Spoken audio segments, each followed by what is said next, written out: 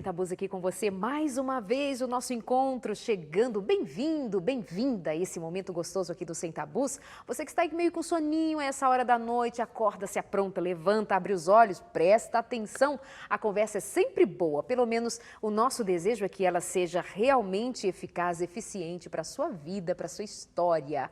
Como você está, o que você sente, o que repercute nas suas ideias, nas suas emoções, a gente tem interesse e quer participar das suas alegrias, dos seus bons momentos, mas também se alguma coisa difícil te acontece, aqui estamos nós para dividirmos este momento, para ficar mais leve, mais fácil, mais tranquilo. De volta aqui no programa de hoje, como eu prometi da outra vez, a volta dele, pastor Nelson Júnior, o homem do Eu Escolhi Esperar. Bem-vindo? Não, é essa mãozinha aqui do casado. Mão do casado. Tudo bem? Bom, bem-vindo. Tudo. Muito obrigado, Darleide, por estar aqui. Você é um amor, né? Amém, obrigada. Gente, eu fico aqui conversando, né, balangando o beiço, falando, né? Porque é muito prazeroso estar aqui. Muito Obrigado bom. pelo convite mais uma vez. Você que está em casa, desliga não, fica aí com a gente. Mais um Isso. pouquinho, deixa o sono bater não. Fica com a gente Isso aí. mesmo.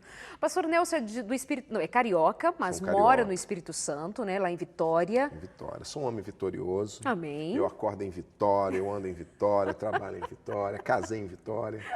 E Casado com a Ângela, com pai a de Ângela, duas filhas. Duas filhas, né? Estou há 17 anos casado. Que ótimo. E comecei aí essa campanha, Eu Escolhi Esperar, é uma campanha de pureza sexual e integridade emocional.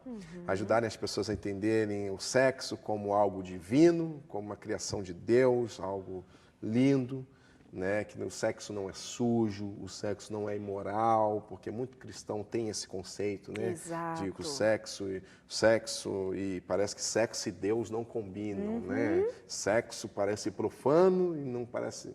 E a gente vem então trazendo esse ensinamento, né? E também às vezes também que para os mais velhos pensam assim, os mais jovens já pensam ao contrário, pensam o que às vezes os amigos vendem, aquela imagem do que a televisão vende, do que às vezes o que se ensina na sociedade, que o sexo bom é o sexo promíscuo.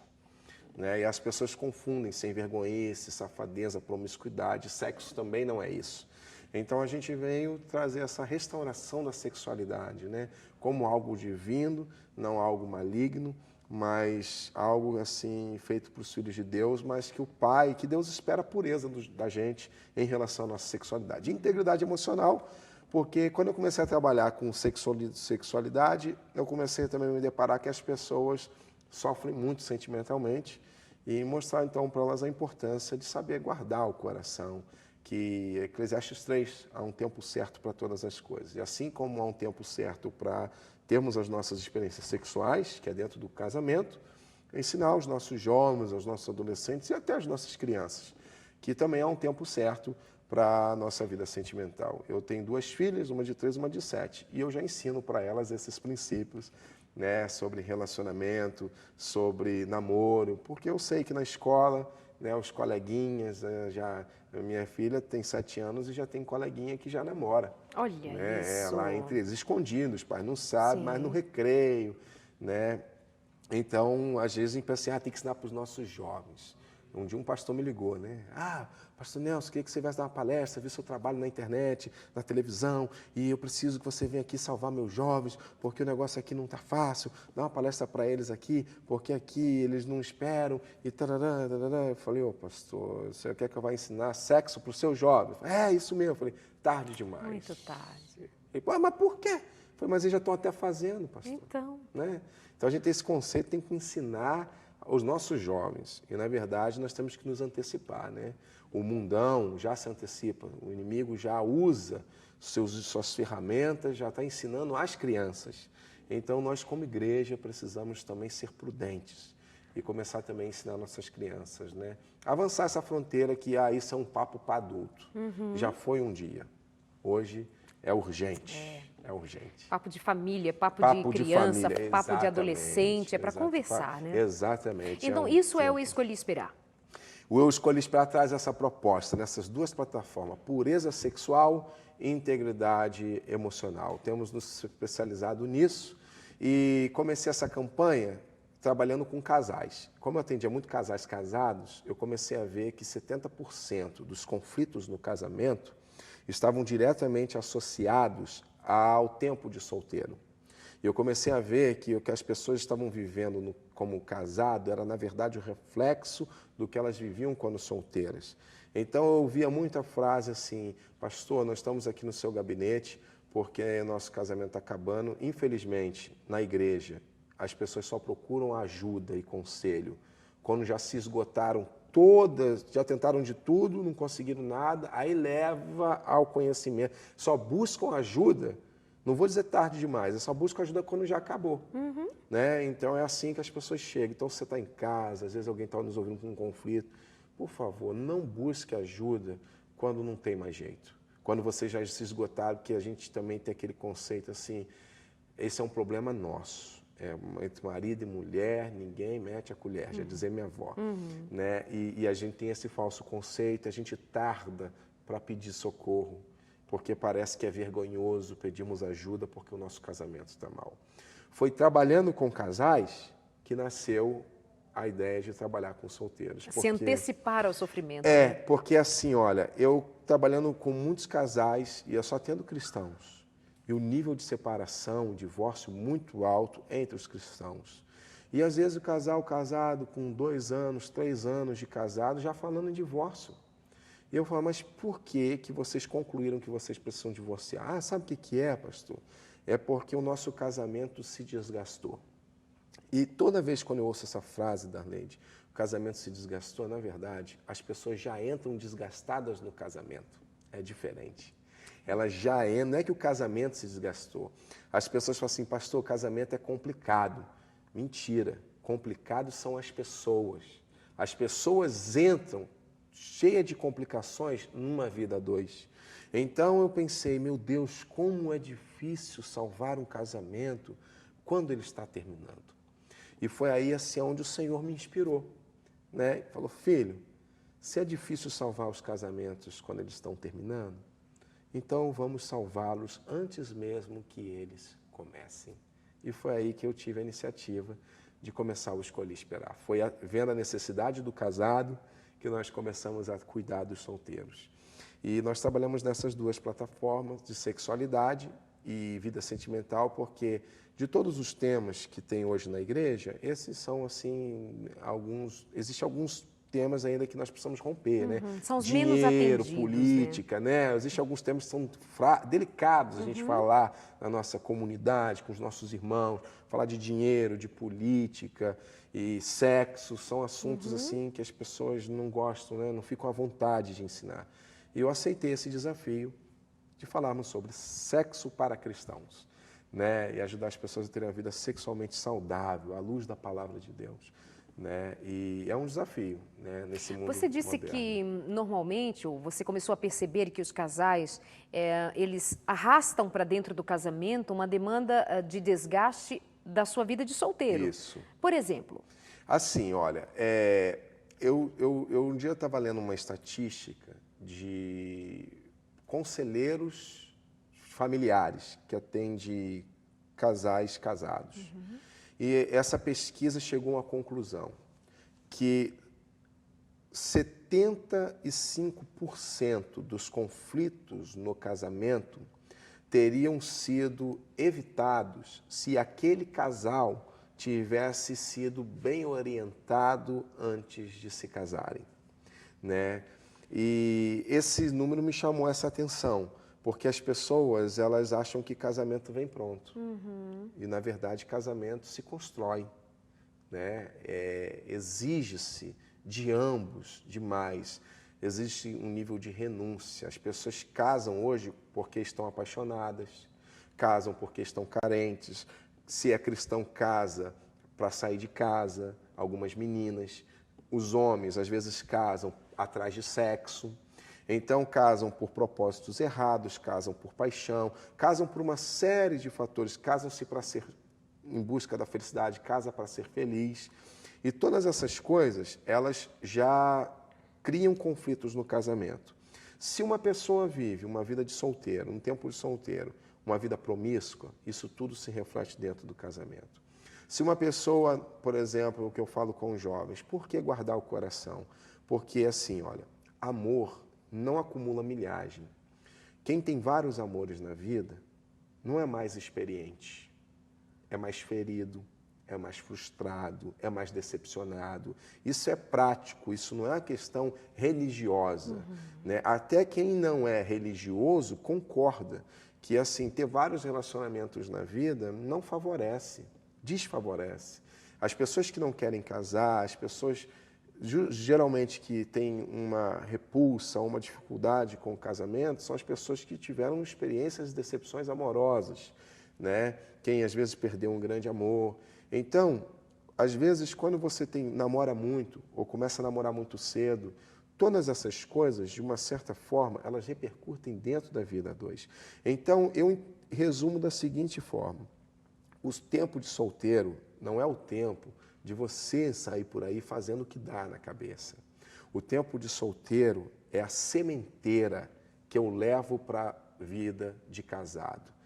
Tudo o que eu faço como solteiro hoje, Darleide, é o que eu vou fazer como um casado amanhã. Se eu sou um solteiro complicado, uma pessoa difícil, se eu sou teimoso, se eu não cedo, se eu não aprendo a pedir perdão, se eu não me desculpo quando eu erro, se eu tenho dificuldade de reconhecer, isso tudo como solteiro, se eu não mudar como solteiro, eu vou ser um trambolho quando casado. Então, é nessa associação que eu faço, né? É tudo que nós somos hoje como solteiros. A menina que está me ouvindo aí agora, a menina complicada, eu falo, então se descomplica. Se você quer casar, minha filha, se descomplica, né? Se a menina, ou se o cara é chato, se tem um monte de mania, ou se tem alguns desvios de conduta, de caráter, não, é um mal pagador, é enrolado, promete e não cumpre. Tudo que nós fazemos como solteiro, nós levamos para a vida de casado. Só que quando nós somos solteiros, atinge só a minha vida. Quando nós somos casados, agora nós somos um com alguém. E é aí que esses conflitos se potencializam. Porque o que eu faço como casado reflete diretamente no meu cônjuge. E aí, dependendo também de como meu cônjuge reage, de como meu cônjuge tolera, de como meu cônjuge lidar as coisas que eu faço, isso posso ajudar o meu cônjuge a mudar, ou pode, como na maioria dos casos, gerar conflito. O conflito se torna constante, a constância se torna desgastante, e esse desgaste mina o casamento, e aí a gente chega no divórcio. Então, para quem espera um bom casamento, precisa ser um bom solteiro. Exatamente. Né? Ter uma vida de solteiro adequada, bem definida. Bem definido, bem resolvido. Né? Eu sempre falo para quem quer casar, eu falei, antes de encontrar a pessoa ideal, eu espero que você se encontre.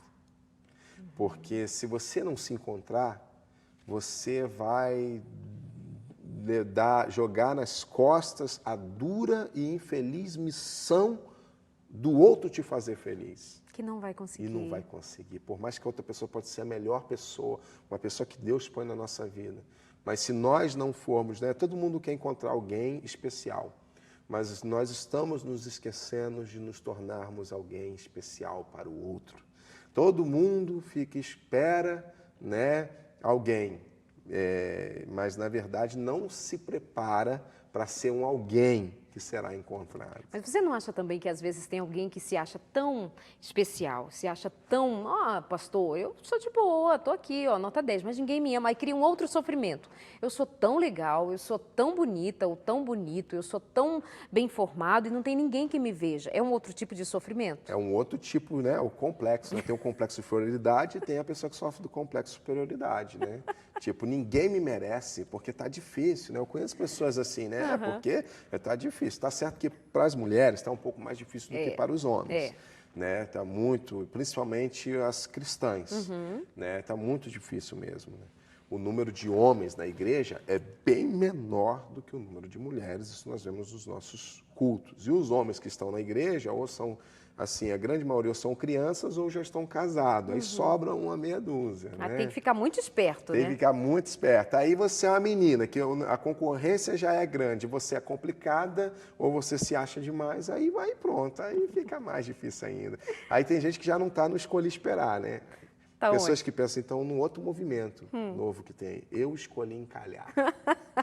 Né? Às vezes as pessoas encalham porque são complicadas, difíceis, ou se acham boas demais, né?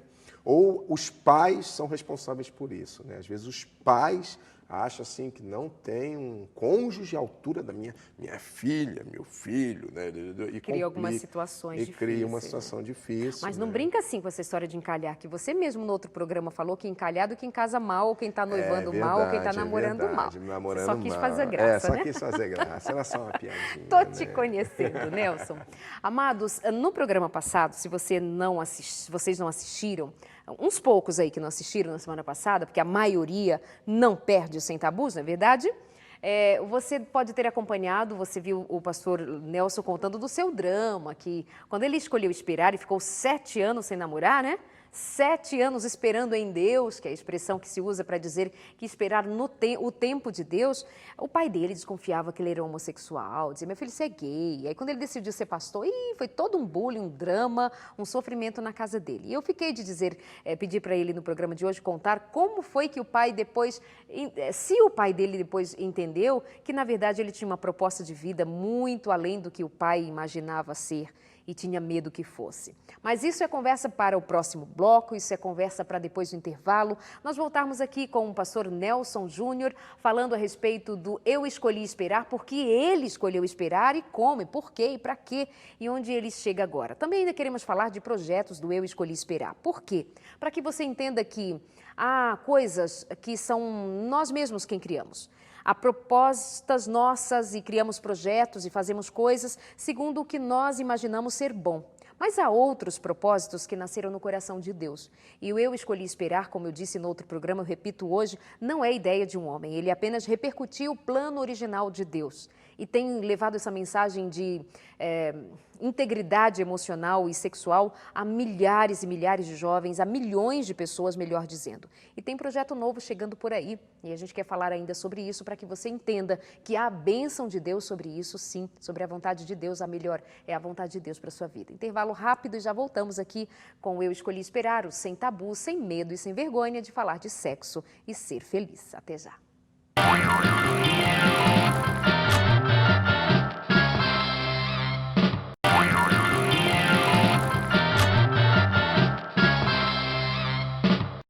A gente volta aqui no Sem Tabus, feliz com você e a sua companhia. Você sabe que sempre eu gosto de dar dicas de leitura para você, né?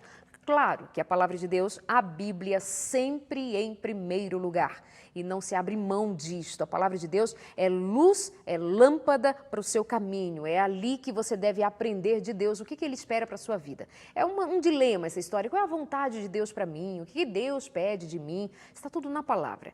E o que não está escrito na palavra, com o nome, com a palavra que você gostaria de enxergar ali, por exemplo, o curso que você quer fazer, o nome da pessoa com quem quer casar. A palavra de Deus traz os princípios para o seu casamento, para o seu relacionamento, para o curso que você quer fazer. Por exemplo, o curso que você quer fazer é para satisfazer a sua vontade e tudo acontecer em torno da sua vontade, ou você tem vontade de fazer um curso, uma formação para servir aos outros? Já dá a ideia de que se há alguma coisa na direção de servir a outros, de fazer o bem a outros, de trazer benefícios para os outros, que edifiquem a vida dos outros, já é sinal de que esta é a vontade de Deus para você. Porque a vontade de Deus para nós é a vontade de sermos, de compartilharmos bênção na vida dos outros. E por falar em dicas, leituras, fora a Bíblia, eu trago para você algumas literaturas da Casa Publicadora Brasileira, cpb.com.br. Hoje a minha dica é O Limite do Prazer.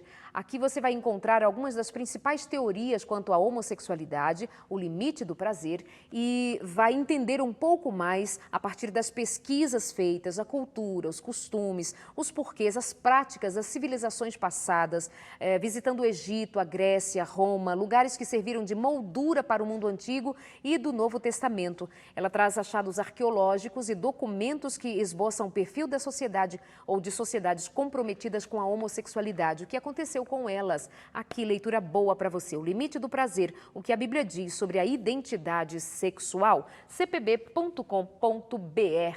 Hoje, você sabe que a nossa conversa continua com o pastor Nelson Júnior, o homem da mão do Eu Escolhi Esperar, que promove casamento, relacionamento. Depois que eu levantei a mão, meu câmera tirou, mas voltou aqui, ó. Aliancinha, casamento, integridade sexual, integridade emocional. E aí estamos falando também neste momento agora para os solteiros. Não é, pastor? É desafio, hein? É desafio demais. É um desafio, é um desafio. Pastor, o que dizer das... você citou em algum momento, e eu já ouvi isso na fala de outras pessoas, sobre a defraudação emocional. Em algum momento você citou, e a palavra de Deus nos traz essa ideia à tona. O que é eu ser responsável pelo sentimento do outro, que pode haver uma desonestidade nesse relacionamento e eu possa defraudar as emoções de alguém, a vida de alguém, o corpo de alguém? Que ideia é essa? Que ideia é essa? Eu, lendo defraudação, esse termo no grego, em 1 Tessalonicenses 4, versículo 6, não defraudeis o seu irmão. Defraudar, no caso sentimentalmente, é quando você desperta numa outra pessoa um sentimento que você já sabe que você não vai suprir. Né? É quando você faz a outra pessoa sentir algo, ter sensações, emoções a teu respeito, que você já sabe que você não vai suprir, não vai levar adiante.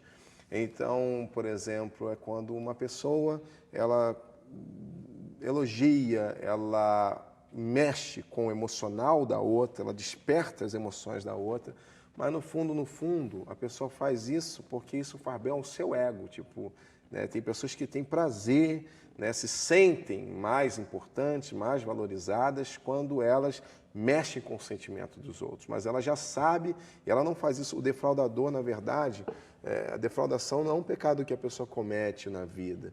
É típico de algumas pessoas que são defraudadores, ou meninas ou mulheres que são defraudadoras. Desonestas ou desonestas? É uma desonestidade, por né? aí. Exatamente. Então, nós conhecemos casos em nossas igrejas, assim, de um modo geral, de casos de pessoas assim, que é onde é aquela menina que todo mundo é apaixonado por ela. Né? Um dia uma menina chegou para mim e falou assim, eu não entendo, porque todos os rapazes da igreja são apaixonados por mim, eu não faço nada. Eu falo assim, olha, quando uma pessoa tem um conceito distorcido a respeito da gente, ela pode estar enganada. Mas quando várias pessoas têm o mesmo conceito da gente, talvez o engano esteja em nós. Falei, então talvez, não é que você é uma menina extrovertida, talvez a forma como você se comporta desperta nos rapazes um interesse aquém que outras meninas não despertam. Então, algumas pessoas, como todos nós estamos num processo de conversão, num processo de transformação, muitos que estão na igreja, vêm do mundo, né, se convertem ao Senhor, não são criados dentro da igreja, mas entram para a igreja, né, vêm algumas com seus costumes, suas práticas, exatamente, que ainda suas estão sendo ideias. transformadas. Essa é uma área que uma pessoa lá no mundão, às vezes ela era uma defraudadora ou um defraudador de mão cheia, ou seja, sabia despertar o sentimento, cativar as pessoas, mas não de um jeito extrovertido, que você quer a amizade das pessoas, mas que algumas pessoas têm essa necessidade, ainda tem essa característica do mundo ainda dentro de si, que precisa. Então, algumas meninas, para se sentir valorizadas, ainda precisam mexer com as emoções de alguns rapazes da igreja. E vice-versa. Alguns rapazes que no mundão namoravam muitas, pegavam geral, e agora vêm para a igreja, tem as meninas que estão lá, e assim, para fazer bem ao seu ego, para fazer bem às suas emoções, ainda conserva esse comportamento de mexer com o sentimento das meninas. Então, ser galanteador, ser conquistador, mas sem a intenção de engatar um relacionamento. Né? Eu, por exemplo, precisei ser um galanteador com a Ângela, porque a Ângela não queria nada comigo. Então, eu era feio, né? Magrelo, pobre, tinha um monte de menino bonito na igreja, um monte de menino financeiramente bem melhor que eu. O menino tinha carro, eu não tinha nada, só tinha uma bicicleta. Né? Então, assim, eu tinha todas as coisas desfavoráveis. Ainda tinha aquele negócio que todo mundo me falava, você não entende nada de mulher, você não entende nada de mulher, um dia você vai gostar de uma menina, você não vai saber chegar nela porque você nunca foi um galanteador. Então, as pessoas sempre também falavam isso, meus amigos, né? Na verdade, eles achavam que eles não eram um galanteador, é que eles sabiam chegar.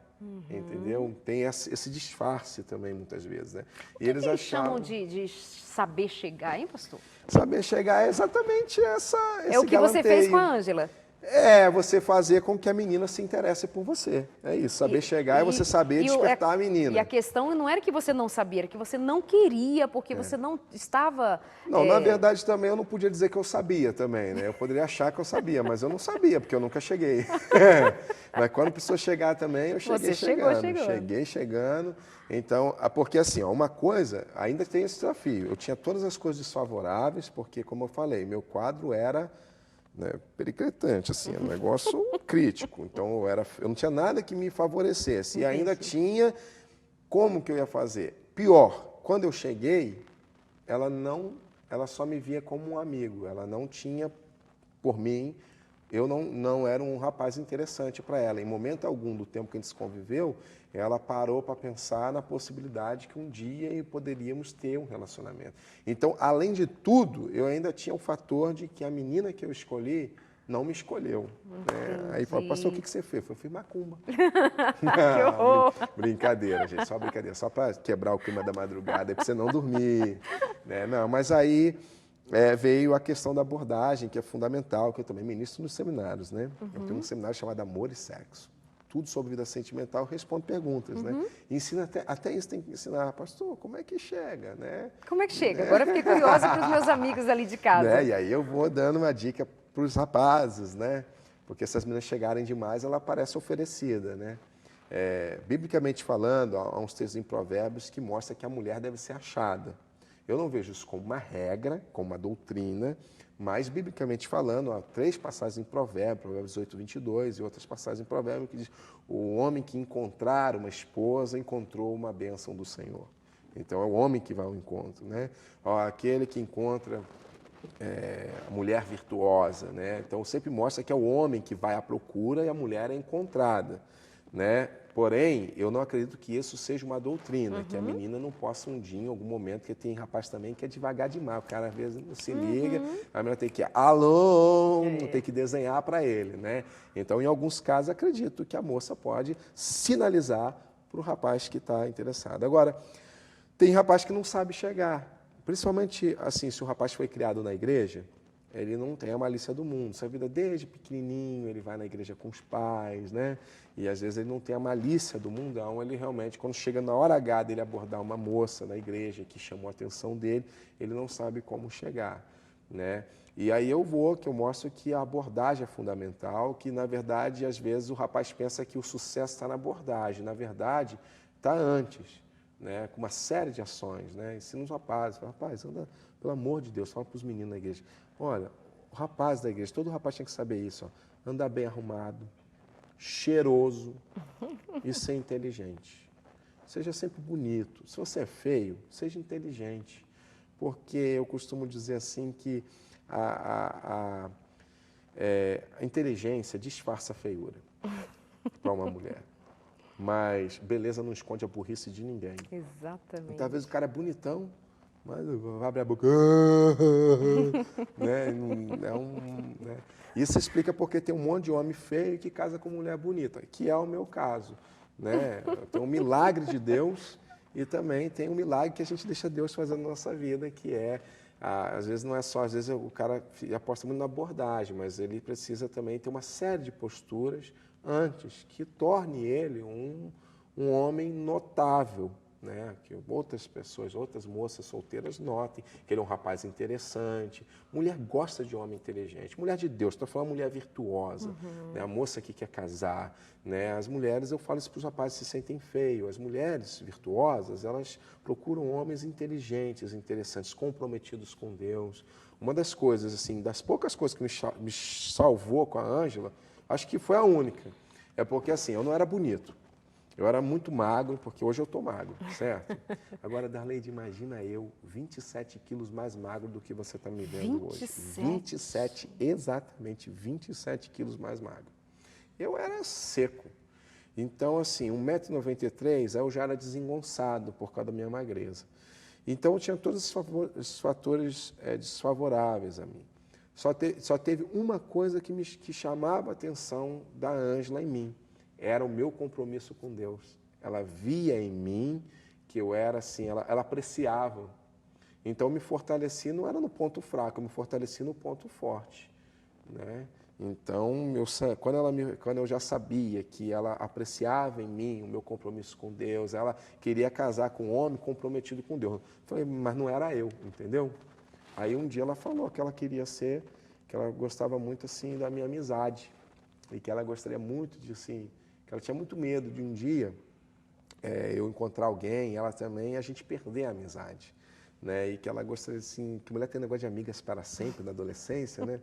E a Ângela tinha esse negócio de amigos para sempre. Ela falou assim, eu queria tanto ser sua amiga para sempre. Só tem um jeito. Eu falei, eu resolvo isso. Casa comigo que eu vou ser seu pro resto da vida. Brinca até de casinha com você se você quiser. Né? Então, assim, e aí eu comecei a usar, ela me achava divertida, eu começava a achar os meus pontos positivos. Dizem que também feio tem a obrigação de ser simpático, né? Pelo amor de Deus, por favor, é o que eu estou falando, você tem que se fortalecer naquilo que ajuda. Então, você é feio, né, e mal vestido. Outro dia, sabe, Nelson, nós fizemos aqui um Sem Tabus e eu trouxe aqui o Oséias Reis, ele é cantor do Arautos do Rei, é pregador também, palestrante, e ele disse que ele lançou uma campanha chamada Adote um Feio. E ele diz ser feio, tão feio que foi adotado por uma moça bonita. Ele é muito bem casado também com uma mulher muito bonita. E ele diz, adote um feio. Quem casa com um feio tem menos perigo, não tem motivos para ciúmes, não tem concorrência, tem todos os esquemas. E Dalede, eu vou te falar, eu era tão feio, para você ter uma noção do meu nível de feiura, que eu era tão feio, que no dia, depois de muito tempo que a Ângela estava já noiva comigo, um dia ela olhou para mim e falou assim, Júnior, você sabe o que eu acho bonito em você? Aí eu falei, uau, ela achou alguma coisa bonita em mim depois de meses. Eu falei assim, o que foi? Ela olhou para mim e falou assim, seus cílios são lindos. Os cílios, Nelson? Ela falou que meus cílios são compridos assim, Ângela. Eu falei... Só isso? Troféu joinha. Falei, Troféu. Legal, hein? Você vê o meu nível de feiura. Ela conseguiu só ver. Você ainda vai voltar aqui e vai trazer fotos da sua adolescência, viu? Melhor não. Eu acho assim, ainda bem que é de madrugada, né? Que tem que ter restrição de idade, senão as crianças vão achar que é terror. E eu já prometi para você ir de casa que eu vou trazer a Ângela aqui pra gente conhecer. Quero ouvi-la. Quando trouxer a Ângela, eu trago as fotos e a gente põe na tela. Pronto, combinado assim, pra gente conhecer mais dessa feiura que ele tanto fala aqui no Sem Tabus pra gente. Tá certo, mas pensar nesse homem desse tamanho, 27 quilos a menos, realmente era muito magrinho, né? Mas nós vamos ali para o nosso intervalo, nós voltamos para continuar a conversa e eu quero que ele dê dica hoje ainda, que é um outro assunto muito pertinente dentro de toda essa conversa que a gente tem aqui e é uma plataforma do Eu Escolhi Esperar. Como é que uma moça e um rapaz se preservam de quedas na área da sexualidade, de envolvimento sexual, sem que isto seja considerado como uma coisa muito necessária de pensar. Tá namorando, rally rola, aquele negócio, pastor, já foi. Por que esse tal já foi acontece? Poderia ter sido evitado? Como? O que foi? Foi fácil pro Nelson namorar aí com a Ângela e chegar ao casamento, assim, todo bonitinho, santinho, consagrado, será que foi? Não precisa falar da sua vida íntima, mas pode ajudar a gente a pensar nessas coisas, né? Tô perguntando aqui por você aí de casa, solteiro, menino e menina. Rapidinho, já voltamos aqui no nosso Sem Tabus e esperamos você.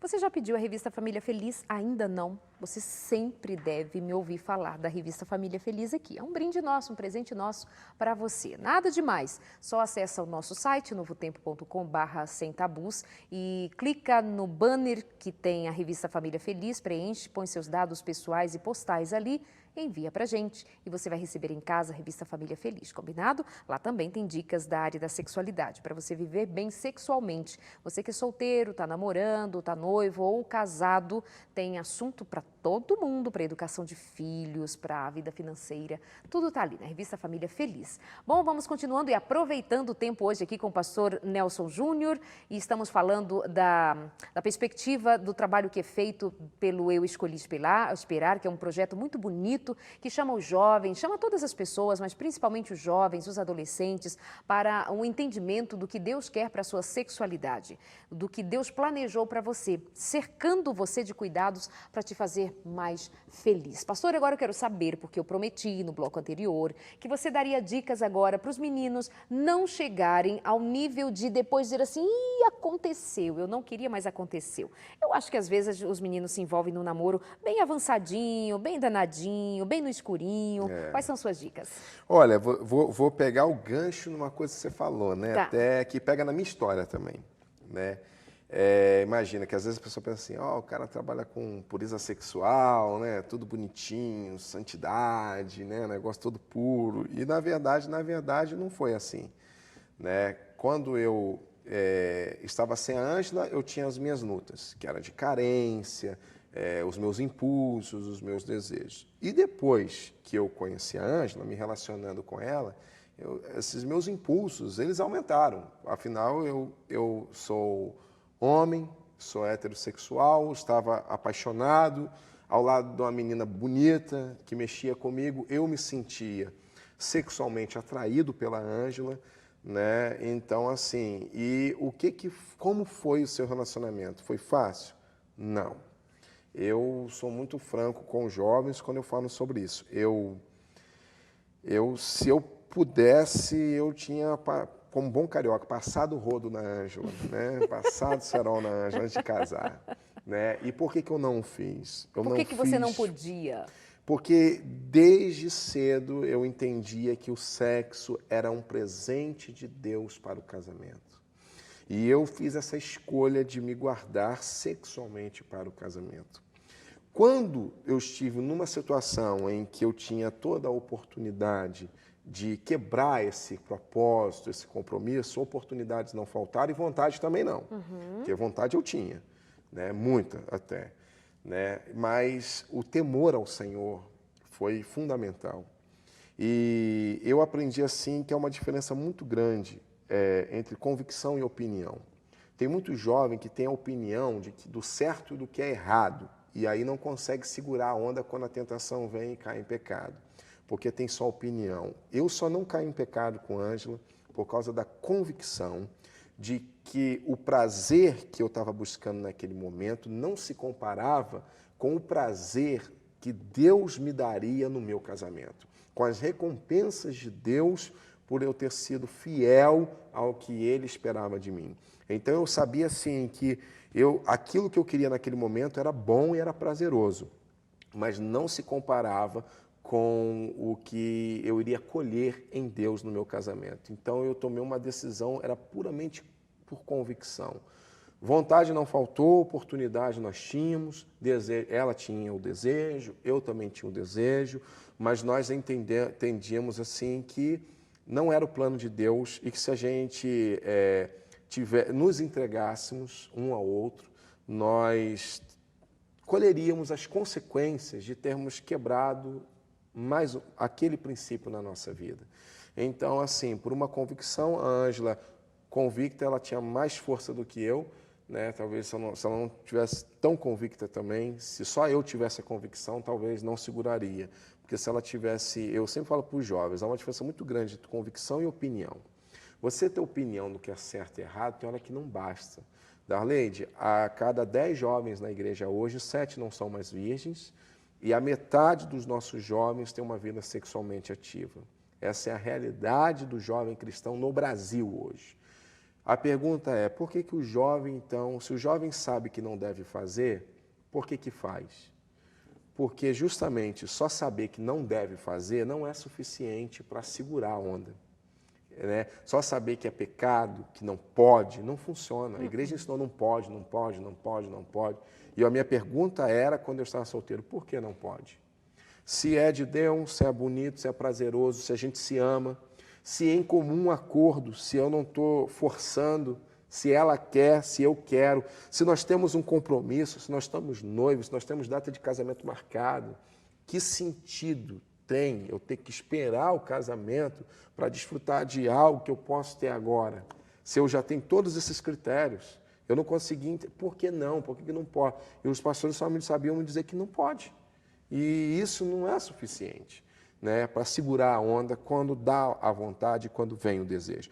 Então não foi fácil, eu senti o desejo. Porém, só não poder não é o suficiente. Nós precisamos tomar várias decisões. Decisões muito práticas. Ficar sozinho não presta. Ficar no escuro não presta. Beijar demais não presta. É gostoso, mas não presta. Né? São 3 cuidados assim. O excesso de intimidade, de contato físico. Seja um beijo, porque também pode até não beijar, mas às vezes uma carícia que a menina faz, um tchau, né? O rapaz, às vezes, eu conheci um casal que decidiu se beijar só no casamento.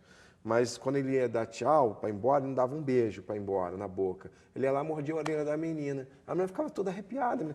Ai, menino. Né? Então, ou seja, trocou 6 por meia dúzia. Não beijo porque beijar, mas deixava a garota arrepiada. Né? Então, assim, eu tenho uma aula muito legal que os jovens me perguntam, pastor, é pecado beijar antes do casamento? Isso é uma grande polêmica. Eu não sei, assim, na igreja adventista, mas, assim, nas denominações evangélicas é uma grande polêmica. Beijar ou não beijar, porque tem uma corrente que diz que o beijo é para o casamento. O que você me diz? Eu falo, beijar na boca é pecado? E assim, o pessoal fala, beijar na boca é bom? Eu digo, não. É maravilhoso. É prazeroso. E é aí que está o grande negócio, né? E o beijo na boca prepara o corpo para a relação sexual. Faz parte do jogo sexual, Faz parte do jogo sexual. Toda relação sexual, a introdução dele é o beijo. O beijo prepara o corpo. Né? Aí dou uma aula de biologia, né, para eles, e como que funciona todo o traçado do beijo e tal, como que aquilo mexe. E eu e Ângela, nós então tivemos posturas de prudência, que nos preservava para não chegar. Pergunta clássica, pastor, qual o limite no namoro? Darley, essa é uma pergunta clássica de quem gosta de andar no limite. E pergunta qual o limite, porque quer saber até onde pode chegar. Em questão de sexualidade, você assim, uma expert nisso, né? Estudou, sabe? Até estou arriscando a psicologia aqui. Mas assim, em relação de sexualidade, principalmente nós que somos cristãos, eu acredito que não dá para andar no limite. A Bíblia, ela não nos ensina a nós irmos no limite da nossa carne. A Bíblia nos ensina a fugir da carne. Então, quando um jovem pergunta, pastor, qual o limite? É porque ele quer saber até onde dá para ir. Na mão, no beijo. E, na verdade, a carne, a gente se converte. A nossa carne não. Nossa carne nunca se converterá. E a carne, ela sempre quer mais carne. A Bíblia, ela não nos instrui em momento nenhum nas cartas de Paulo, por exemplo, onde tem assim conselhos muito práticos sobre como tratar a carne, em Gálatas 5, por exemplo. A palavra de Deus, em momento nenhum, ela nos incentiva a lidar com a nossa carne. A Bíblia sempre aponta a crucificação da nossa carne, a fugir dos desejos da nossa carne. Ela não manda ir no limite. Para mim, por que os jovens caem? É porque eles querem saber qual o limite. Um dia um rapaz veio, pastor, eu sei, eu posso beijar, eu posso sei que eu não sinto nada. Eu falei, mano, então enterra que você está morto. Ah, estou vivo, então você é gay. Não tem como você, com a menina que você ama, que você se sente atraído, você não sente nada, brother. Então você não está santo, você está morto, você está estragado, você não serve para casar, você não é chegado no negócio, brother. Então você me desculpa a sinceridade. Não, que é o seu limite, pastor. Não, eu sei onde parar. Não sabe. Não, pastor, eu seguro a onda, na hora do vamos ver, eu sei até a hora de parar, não sabe. Pastor, não segura nenhum pum, quanto mais na sua barriga, quanto mais segura a sua carne. A moçada, que é o limite da carne, a carne, a gente tem que fugir dela. Nós precisamos crucificar o velho homem em Cristo, nós precisamos crucificar os desejos malignos da carne, porque também nem todo desejo é mau, nem todo desejo é ruim. Exato. Né? Então, também a igreja também, às vezes, confunde muito isso a cabeça dos jovens. Um dia uma menina chegou para mim, ela era solteira, e ela se achava impura porque ela sentia desejos. Ela imaginava, ela achava que era pecado um dia, que ela imaginava um dia como seria a lua de mel com o noivo dela. E ela se pediu para ser afastada das atividades da igreja que ela se achava impura. Por quê? Porque ela tinha ela tinha desejos pelo futuro marido dela. Olha que ponto, ela se achou aquilo, ela achava assim indigna de estar ministrando, trabalhando nas coisas de Deus por causa disso. E tem desejos bons e desejos maus. Desejos maus nunca se tornarão bons. E desejos bons, a forma como nós saciamos eles, podem se tornar maus. Né? Então, eu falo para o jovem, um dia um rapaz da minha igreja chegou assim, pastor, ora por mim. Eu não sei se acontece para você aqui, mas ele chegou para mim e disse, pastor, desesperado, pastor, ora por mim, pelo amor de Deus, estou passando a prova. Eu falei, o quê? Você vai fazer Enem? É vestibular? Não, quem me dera a minha prova é a outra. Pastor, é pior do que isso aqui. Sabe que eu vou casar no final do ano? Eu falei, sei. Então, é sobre isso que eu quero falar. Mas o que foi, cara? Pelo amor de Deus, está me assustando. Sabe o que é? Eu ando sentindo umas coisas muito estranhas. Aí eu falei, meu Deus, vai falar que é gay, quer ver? Meu Deus, que está gostando de outro rapaz na faculdade. Comecei a pensar, eu falei, Nelson, só de pegar, eu quero que você olhe por mim, só de pegar na mão da fulana, rapaz, já me dá um calor, isso já mexe comigo. Eu não aceito isso na minha vida, não. Eu repreendo isso em nome de Jesus, eu amarro em nome de Jesus. Eu falei, eu desamarro agora, em nome de Jesus. Ele regalou olhando, ele falou, eu rejeito. Eu falei, mas eu chamo de volta, em nome de Jesus, recebe tua bênção. Aí ele ficou assim, misericórdia, pastor, eu não aceito isso na minha vida, não. Esse desejo, tá doido? Eu não quero isso para mim, não. Eu falei, mas eu quero, eu sou pastor, sou autoridade, eu que mando aqui, em nome de Jesus, recebe. O que ele estava entendendo com isso, pastor? Ele estava em pecado? Ele estava em pecado porque ele sentia desejo pela menina. Para a noiva, Aí ele falou, mas pastor, você não está entendendo. Eu falei, deixa eu ver se eu não estou entendendo. Você está me dizendo o seguinte, a fulana, sua noiva, você sente atração por ela, isso, quando você pega, ela anda mexendo com você, ela está te fazendo, só de pegar na mão dela, isso já te dá, é isso mesmo, você entendeu? Eu falei, graças a Deus, rapaz, quer matar do coração, você é homem. Se tua mãe não te falou, eu estou te falando, você é homem. Eu falei, graças a Deus, rapaz, estamos com metade dos problemas resolvidos. Eu falei, mano, ele falou, mas você não se preocupa, pastor? Eu falei, não. Mas você não fica preocupado? Eu falei, ficaria preocupado se você pegasse na minha mão e sentisse calor. Né? Que você pega na mão dela e sente calor, graças a Deus. Louvado seja Deus, menos um problema para resolver. Então, nós precisamos lidar com essas coisas. Né? O jovem quer saber o limite. E com a carne, gente, não se brinca, a carne se crucifica. Né? Nós Mas será que não era isso que o rapaz queria? Crucificar a carne para ele, talvez não foi, passou a ideia para ele que crucificar a carne seria ele não dar vazão a esse, não era para ele sentir aquilo, não era para ele estar desejando, não era para ele estar querendo, não está aí o erro? Não, às vezes na comunicação pode até estar, aí é onde eu falo, uma coisa é o desejo. O pecado está em o que nós fazemos para saciar os nossos desejos. Como atende esse desejo. Exatamente, né? Porque isso não é só na sexualidade, isso é na alimentação, né? Isso é no desejo de roupa, da moda, de cobiças que a vida nos proporciona e vive nos convidando. Então, é a mesma postura para várias coisas. E nesse caso, o desejo, nós somos seres espirituais, seres emocionais, não tem como arrancar essas coisas da gente.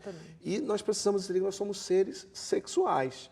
O que nós ainda não aprendemos é desfrutar, e aí é que entra a nossa proposta de pureza sexual, tentar ajudar as pessoas a viverem sua vida sexualmente saudável. Assim como eu olho algo que me atrai, que me dá desejo de comer, mas eu sei que faz mal à minha saúde, eu decidi não comer mais, né? Assim também com a minha sexualidade.